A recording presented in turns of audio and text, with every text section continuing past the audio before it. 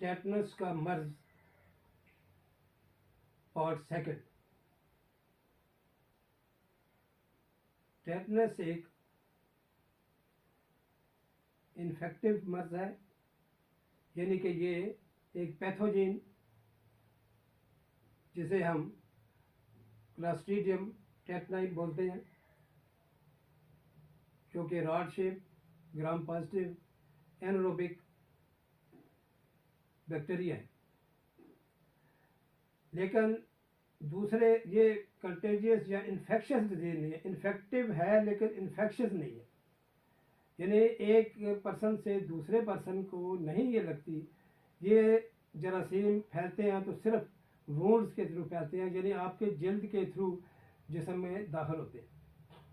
मसलन अगर आपको कोई कट लगता है, कोई फिशर आ जाता है, इंजरी होती है, रोड साइड एक्सीडेंट होता है, या गिर पड़ते हैं, या आपको कोई चाकू वाला आप मसलन कोई पुराना कील जो है जिसे जंग आलूदा कली या रस्टी नेल हम बोलते हैं, या जो खेतों में काम करते हैं उनके वो खुरपे वाला होते हैं, दरांतियाँ होती हैं, पुरानी होती हैं, वो बाद में कट लग जाता है।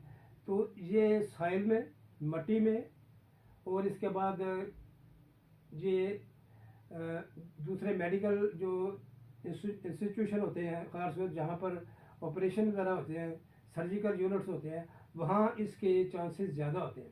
अगर वो इंस्ट्रूमेंट जिन्हें स्टरलाइज ना किया गया, जिन्हें को साफ सुथ ना किया जाए, तो वहाँ इसका फैलाव जो है वो सर्जरी के दौरान हो जाता है, अगर वहाँ पर वो बैक्टीरिया या उसके स्पोर्स मौजूद हैं।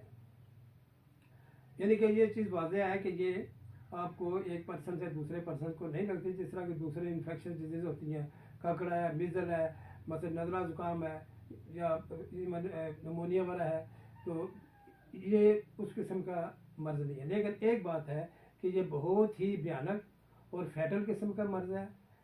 अगर ये इसके मर्ज़ के अलामात नमूदार हो जाएं तो मरीज़ का बचना बहुत मुश्किल होता है, यानी इसका कोई भी ट्रीटमेंट नहीं है, प्रिवेंशन ज़रूर है, वो मैं आपको बाद में बता रहा हूँ। लेकिन इसका इलाज जो है वो सिर्फ हम उतने ही करते हैं, अलामात के मुताबिक, सिम्टम्स के मुताबिक हम करते जाते हैं, तो उसका मैं अभी आपको जिक्र करता जाऊँगा। तो इसमें प्रिवेंशन जो है वो बस होती है। खुदा का शुक्र है कि इवन पसमानदा लोग ममालिक में भी, इवन इलिटरेट्स भी, यानी रूरल एरिया में भी, देहात में भी लोगों को ये शऊर है। अगर वो गिरते हैं सड़क के ऊपर या उन्हें कोई चोट लगती है तो फ़ौरन डॉक्टर के पास कहते हैं, डॉक्टर साहब मुझे सड़क का टीका लगा, टेटनस का टीका। ये बड़ा अच्छा आगाही जो है वो लोगों में शऊर पैदा हो चुके हैं, वरना ये बहुत ही मोहलिक बीमारी है। अच्छा, इसकी कॉम्प्लिकेशन क्या होता है वो मैंने पहले पार्ट में बयान कर दिया कि जब ये यानी कि एब्रेजन जो वुंड्स के थ्रू, जल्द के थ्रू आपके खून में चला जाता है, फैलाव करता है, वहाँ पर ये टॉक्सिन पैदा करता है, जिसे हम कहते हैं टिटेनोस्पैज्मिन टॉक्सिन या हम न्यूरोटॉक्सिन। ये जो है मोटर सिस्टम को तबाह करता है, उसके फंक्शन नॉर्मल को डिटेरियोरेट करता है, डिस्ट्रॉय करता है। उसका नतीजा ये निकल गया है, सर से लेकर पाँव तक आपके जितने भी स्केलेटल मसल है या ओवर स्ट्रेच पेनफुल जो है वो उनकी कंट्रैक्शन होती है, और उसमें रिलैक्सेशन नहीं होती, परसिस्टेंट होती है।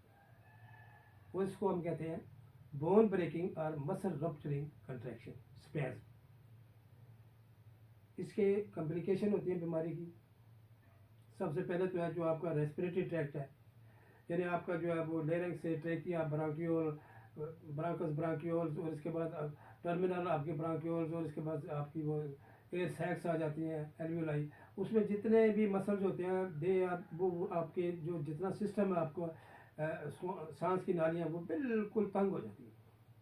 तो ज़ाहिर है आपका वहाँ पर ऑक्सीजन का एक्सचेंज नहीं होगा, कार्बन डाइऑक्साइड बाहर नहीं निकलेगी, ऑक्सीजन ताज़ा नहीं जाएगी, तो ज़ाहिर है मरीज़ की ज़िंदगी को खतरा लाक होता है। ऐसी सूरत में हम बाद में फौरी तौर पर अस्पताल में उसे ऑक्सीजन थेरेपी करते हैं, या उसे आर्टिफिशियल रेस्पिरेशन या आर्टिफिशियल लंग जिसे वेंटिलेटर कहते हैं उसमें डाल देते हैं। दूसरी सबसे बड़ी बात इसकी कॉम्प्लिकेशन ये है, मसलन बच्चों में, बूढ़ों में नमूनिया हो जाता है। जब ज़ाहिर है कि आपके वो ताज़ा हवा नहीं जाएगी, और इसके बाद वो अब जो आलूदा हवा है, सांस के जरिए कार्बन डाइऑक्साइड नहीं निकलेगी, जरासीम बाहर एक्सपेल नहीं होंगे, तो ज़ाहिर है उसमें इन्फेक्शन हो जाती है। उसमें निमोनिया आ जाता है।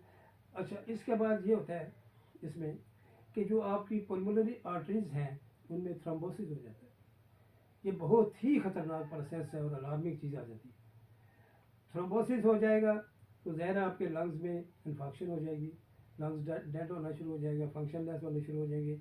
फिर अगर वो थ्रोम्बस जो है वो टूट के टुकड़े बन के एम्बोलाई बन के दूसरे अज़ा में चले जाते हैं, यानी वाइटल आर्गन्स हैं, मसलन आपके वो गुर्दों में चले जाएंगे, गुर्दों की ब्लड सप्लाई कम हो जाएगी, वो गुर्दों की कारकर्दगी कम होती जाएगी, ब्रेन में चले जाएंगे, वो फालज का डर हो जाएगा। हार्ट के अगर आपकी कोरोनरी आर्टरी में वो एम्बोलाई चले जाएंगे, वो ऑब्स्ट्रक्शन पैदा करेंगे, ऊपर से प्लेटलेट भी जमा होने शुरू हो जाएंगे, तो हार्ट अटैक होने का डर होता है जब आपको ब्लड सप्लाई एक्लूड हो जाएगी। तो ये चीज़ें होती हैं इसमें कॉम्प्लिकेशन। अब इसका ट्रीटमेंट मैंने पहले बताया कि ट्रीटमेंट इसका कुछ भी नहीं है, यानी कि इसके अलामात जो है तो आपको अब पहले ही पता चल जाता है आपको। एक तो लॉक जॉ होती है, एक होता है दिस इज सार्डोनिकस यानी और ओपिस्थोटोनस पोस्चर, ये टिपिकल चीज़ें होती हैं। अच्छा, इसके बाद जो भी जा जाती है कि अस्पताल के अंदर आपने यही करना है कि अगर फर्ज करो बुखार है तो एंटीपायरेटिक्स दे दें, एसिटोमिनोफेन दे दें, पैरासिटामोल दे दें, आइबुप्रोफेन दे दें, ये हो जाता है। मसलन एनर्जेटिक्स आ जाता है, प्रॉक्सिन वगैरह आप दे सकते हैं, इंजेक्शन भी लगा दें, इसके बाद सिरप दे दें उम्र के हिसाब से बच्चे को। इसके बाद आ जाता है कि एंटीबायोटिक का रोल। अब इस चीज़ में ये एक चीज़ वाज़ह है कि ये बीमारी बैक्टीरिया की पैदावार है, लेकिन बैक्टीरिया जो है उसको डिस्ट्रॉय करने के लिए एंटीबायोटिक तो देना पड़ता है। वो तो हर बीमारी जो भी बैक्टीरिया उसको ख़त्म करने के लिए उसका कल्चर सेंसिटिविटी करके उसकी मुनासबत के हिसाब से जो भी सेंसिटिविटी टेस्ट में एंटीबायोटिक मौजूद होता है वो शुरू कर दिया जाता है, चाहे आप ओरल दे दें, चाहे आईएम दे दें, चाहे आईवी दे दें। अब इसमें शुरू में फौरी तौर पर आप कर सकते हैं, फौरी तौर पर आप इसमें सबसे जो ज़्यादा चॉइस है वो एम्पिसिलिन यानी पेनिसिलिन थेरेपी है। इसके बाद अजिथ्रोमाइसिन दे सकते हैं, ठीक है जी। इसके बाद थर्ड जनरेशन ऑफ स्फेलोस्पोरिन वो भी इस्तेमाल की जा सकती है। लेकिन एक बात याद रखें कि बैक्टीरिया एंटीबायोटिक जो है बैक्टीरिया को किल करेगा, लेकिन अगर आपकी एंटीबायोटिक थेरेपी देर से हो जाती है, शुरू करते हैं, तो वो जो बैक्टीरिया जो अंदर चले गया खून में, अगर वो टॉक्सिन बनाना शुरू कर दिया उन्होंने, तो टॉक्सिन के ऊपर एंटीबायोटिक का कोई असर नहीं। वो जो न्यूरोटॉक्सिन है वो तो पैदा हो गया, वो एंटीबायोटिक का उसका कोई रोल नहीं है, इसका मतलब है वो तो सिर्फ वो बैक्टीरिया जो है उसको मारेगा, उसकी मिकदार कम करेगा, उसकी रेप्लिकेशन जो अफजाइश जो फर्दर डिवीजन को कम कर देगा। लेकिन उसमें ये चीज़ आ जाती है कि वो जो टॉक्सिन पैदा हो गया ना उनको वो कुछ नहीं कर सकते। वो तो एक्सॉन के थ्रू आपके सेंट्रल नर्वस सिस्टम में मोटर न्यूरॉन्स है वहाँ जाएगा, फिर इसके बाद आपके स्पाइनल कॉर्ड में जो मोटर न्यूरॉन्स हैं उनको भी अफेक्ट करेगा, उनके फंक्शन को डिस्ट्रॉय करेगा, और ये सीवियर कंट्रैक्शन या स्पैज़म जो है पैदा हो जाता है। ये है ट्रीटमेंट। अब जहाँ तक बात आती है ऑक्सीजन सप्लाई जिस्म की मेंटेन करने के लिए, वो तो ऑक्सीजन सप्लाई करनी पड़ती है, सप्लीमेंटेशन, या उसको वेंटिलेटर के ऊपर मरीज को रखना पड़ता है।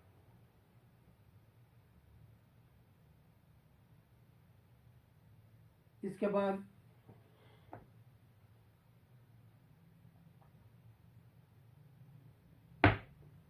सबसे अहम बात जो है वो है प्रिवेंशन ऑफ टेटनस। प्रिवेंशन के लिए ये होता है कि बच्चों में 7 साल की उम्र तक उन्हें DPT वैक्सीनेशन की जाती है। इसके 4 से 5 शॉट्स दिए जाते हैं, इंजेक्शन के रूप में दे देते हैं। ये एक कम्बिनेशन थेरेपी है जिसमें तीनों किस्म बीमारियां, डिप्थीरिया, पर्टोसिस और इसके बाद टेटनस, ये तीनों इनकी हो जाती है। इसके बाद जब वो 10 साल के होते हैं फिर उसको बूस्टर डोज देते हैं, और हर 10 साल के बाद बूस्टर डोज लगानी पड़ती है। अब आ जाती है एडल्ट वैक्सीनेशन। अडल्ट वैक्सीनेशन के लिए आप ये करें कि पहले आप इंजेक्शन टेटनस टॉक्साइड लगवा लें, इसके बाद 1 महीने के बाद दूसरा इंजेक्शन लगवा लें, फिर 1 साल के बाद तीसरा लगवा लें, इसके बाद आप फिर हर 10 साल के बाद बूस्टर डोज लगवा लें। बस ये आपके लिए तहफ़्फ़ुज़ मिल जाएगा आपको कि आपको टेटनस की बीमारी के जरासीम जो है आपके अंदर मुदाफ़िता निज़ाम मेंटेन हो जाएगा, और वो अगर जरासीम दाखिल होते भी हैं किसी ज़िंदगी के किसी मोड़ पर, कोई एक्सीडेंट होता है, वो फौरी तौर पर इंजेक्शन नहीं लगता, लेकिन आपके अंदर वो एंटीबॉडीज़ पैदा होंगी, वो उनको किल कर दें। अच्छा, इसके बाद ट्रीटमेंट में ये आता है जो हम जो कर रहे हैं वो होता है कि टेटनस इम्यूनोग्लोबुलिन, ये एक प्रोटीन होती है जो हम हासिल करते हैं, जो मरीज़ जो है क्योर हो जाते हैं, उनके अंदर एंटीबॉडीज़ होते हैं, उन वो एंटीबॉडीज़ हम हासिल करके, तो वो हम इसे हम कहते हैं पैसिव इम्यूनाइजेशन, कि इसमें एंटीबॉडीज़ होते हैं, वो प्रोटीन वो हम फौरी तौर पर इंजेक्ट करते हैं। ये ट्रीटमेंट में आता है हॉस्पिटल में, यानी जब अलामात ज़ाहिर हो गई हैं बीमारी की, तो ये अफवाती में नहीं आता। अफवाती में तो आप वैक्सीनेशन करेंगे, लेकिन ये जो होता है ना ग्लोबुलिन थेरेपी जो होती है ना, इम्यून ग्लोबुलिन, वो ऑलरेडी उसमें एंटीबॉडीज़ होते हैं जो हम इंजेक्ट करते हैं, ताकि वो टॉक्सिन जो प्रोड्यूस हो गया उनको न्यूट्रलाइज किया जाए, डिस्ट्रॉय किया जाए, ट्रीटमेंट में आ जाते हैं।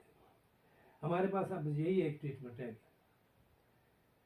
इसके बाद दूसरे जो है वो प्रिवेंटिव मेजर जो है, ऑक्सीजन थेरेपी, वेंटिलेटर में, वो लास्ट ऑफ ऑल जो है ना वो की जाए। तो ये चीज़ें जो आती हैं कि इस बीमारी का बचाव के लिए एक ही बात है भाई मेरे, कि आप प्रिवेंशन जो है इज़ बेटर दैन क्योर, यानी इसमें कोई इलाज नहीं है। ज़रा सा आपको चोट लग गया है, ज़रा सा आपको कील लगता है, ज़रा सा आपको कोई भी मतलब पेट्स वगैरह काटता है, इस किस्म की इंजरी, एब्रेशन छोटा भी होता है, तो उसमें आप डिले ना करें, गफलत ना करें, और फौरी तौर पर आप टेटनस का इंजेक्शन लगवा लें। उससे आपको तहफ़्फ़ुज़ मिल जाएगा, उससे आपको कोई नुकसान नहीं, ये आपका फ़ायदा ही फ़ायदा है।